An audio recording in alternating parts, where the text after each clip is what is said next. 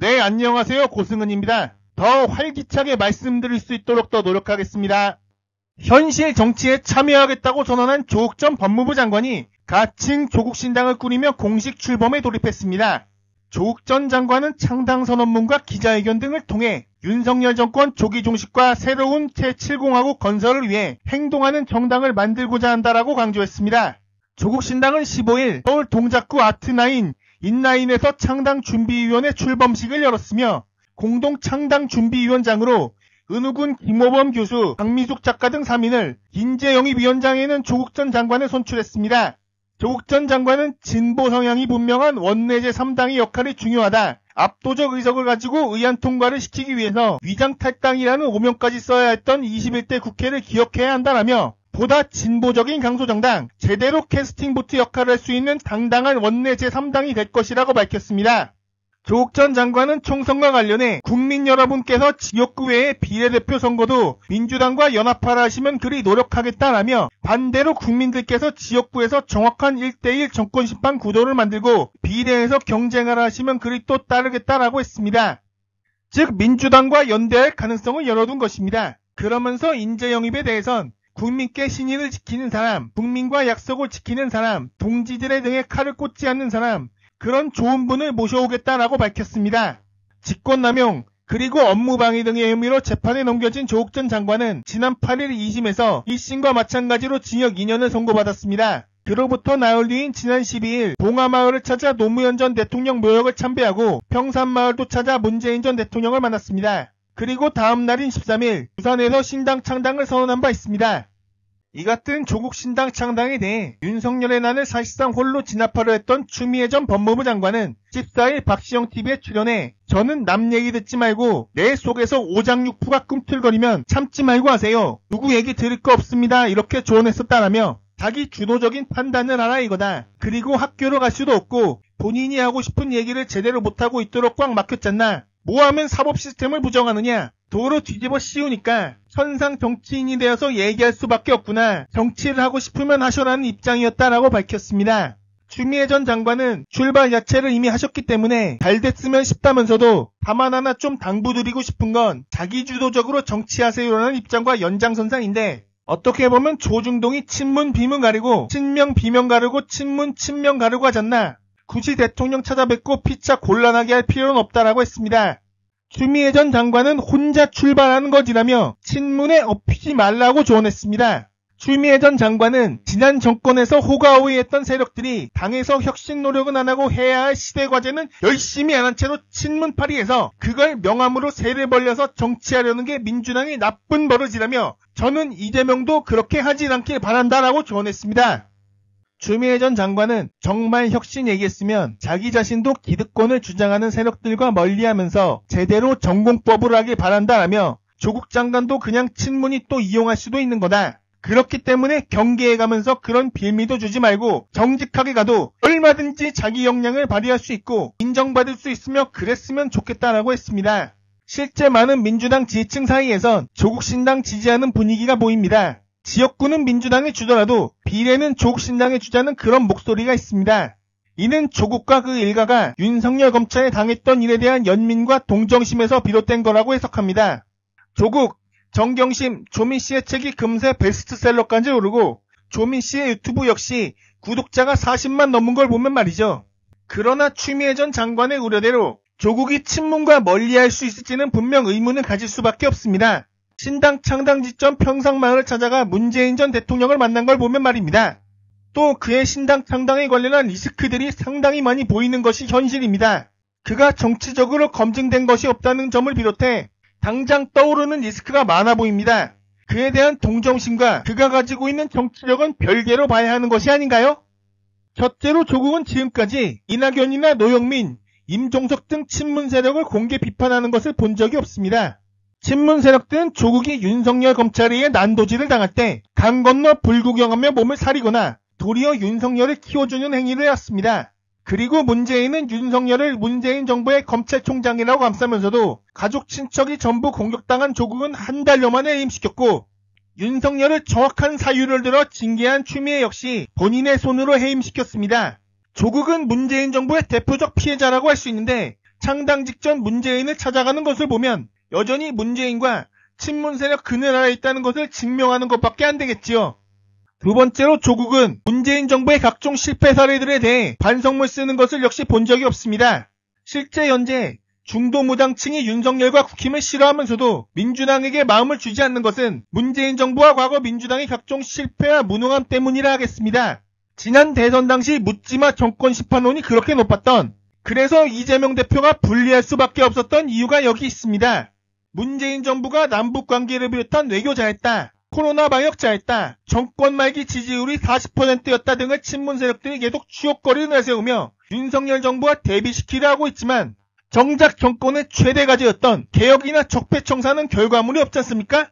결국 남북관계도 남북공동연락사무소 폭파 사건으로 원위치 되다시피 했으며 코로나 방역 초기엔 세계적으로 찬사받긴 했지만 역시 시민들의 협조 덕분이었으며 영업 제한으로 인해 고통받는 자영업자 등 피해 계층을 외면한 어두운 부분도 크지 않습니까? 문재인 정부의 핵심 인사 중 하나이자 지금도 그 그늘 아래 있어 보이는 조국이 정면으로 부각될 경우 친문 세력들의 무능함 역시 다시 부각될 수밖에 없습니다. 실제 그게 가장 큰 리스크 중 하나라고 봅니다. 세 번째로 조국이 부각될수록 현재 정치 전선이 바뀔 가능성이 높아집니다. 즉 이재명 대 윤석열이 아니라 조국 대 윤석열 혹은 조국 대 한동훈 이런 식으로 바뀔 수가 있다는 것이죠. 그렇다면 현재의 윤석열 심판론이 아닌 문재인 조국 심판론이 다시 등장할 가능성이 높아집니다. 국힘도 윤석열과 김건희가 부각되면 부각될수록 총선에서 불리해줄 수밖에 없다는 것을 알고 있기에 더욱 조국 때리기를 하며 민주당 입고로 문재인 이 이미지를 중도 무당층에 계속 더 씌우려고 할 겁니다. 그걸 역시 언론들은 대문짝만하게 전할 게 분명하고요. 이는 현재 총선에서 불리한 상황에 놓인 국힘에서 아주 원하는 그림입니다.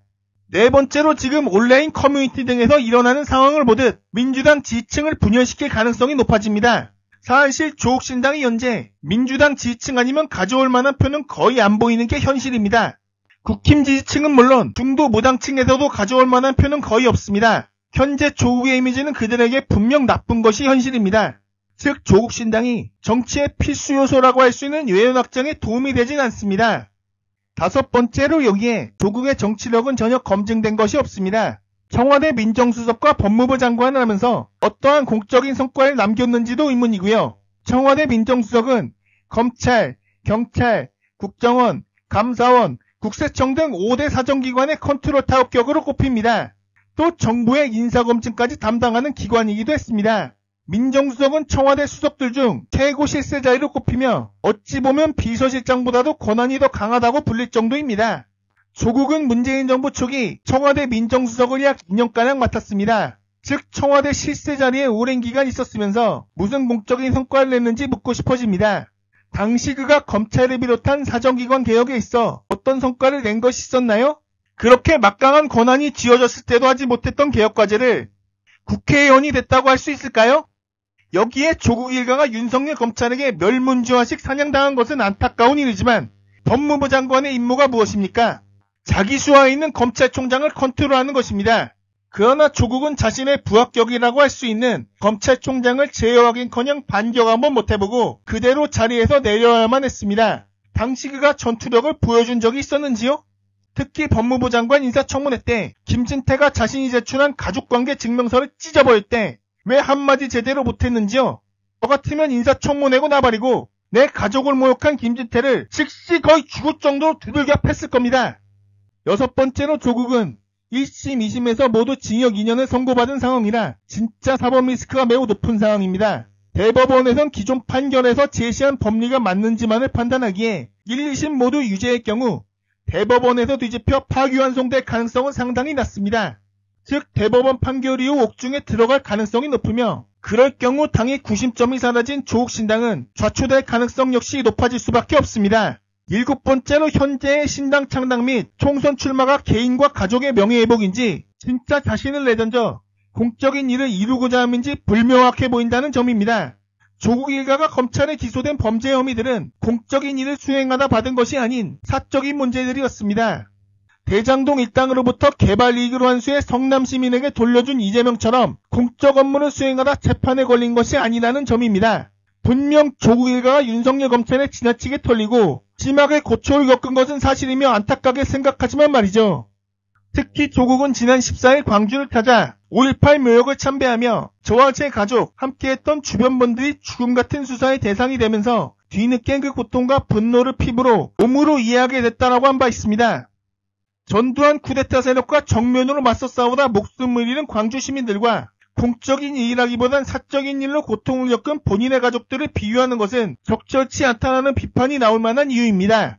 8번째로 조국은 윤석열 정권 조기 종식을 위한 개헌을 하겠다고 공언하고 있는 점에 의문이 듭니다. 조국은 지난해 12월 오마이TV와 인터뷰에서 민주개혁 진영이 내년 총선에서 200석 이상을 얻는 압승을 하면 개헌을 하고 그 부칙에 윤석열 임기 단축을 넣을 수 있다라며 그렇게 되면 내년 12월에 대통령 선거를 치를 수 있다라고 한 바 있습니다. 그런데 박근혜 사회처럼 탄핵이라는 방법이 있는데 왜 개헌을 거론하는 것일까요?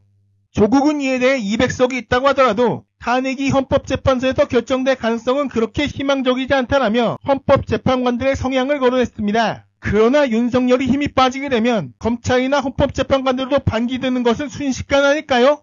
박근혜도 지지율이 바닥으로 떨어지니 재판관들도 정치 성향과 무관하게 만장일치로 날리지 않았습니까? 그리고 윤석열 탄핵 사유는 지금도 셀 수 없이 많지 않습니까?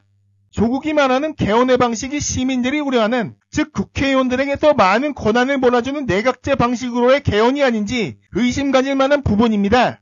내각제라고 하면 시민들이 거부 반응을 느끼기 때문에 다른 언어를 쓰겠지요. 제왕적 대통령제의 문제를 거론한다거나 총리 국회 추천제를 제안한다거나 많지 않습니까? 조국으로선 그 개헌의 방식이 무엇인지 명확하게 입장 표명할 필요가 있겠습니다. 조국 신당에 대한 리스크를 8가지로 정리해봤습니다. 조국 전 장관 일가에 대해 연민을 가지고 지지하시는 분들이 많다는 건 잘 알고 있습니다. 그러나 연민과 정치력은 따로 봐야 하지 않겠습니까? 그리고 현재 한국을 나락으로 떨어뜨리고 있는 윤석열을 심판할 중요한 총선인데 현재 조국의 등장은 위험성이 너무 많아 보입니다.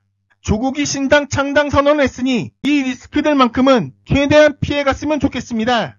오늘도 감사합니다. 늘 건강하십시오.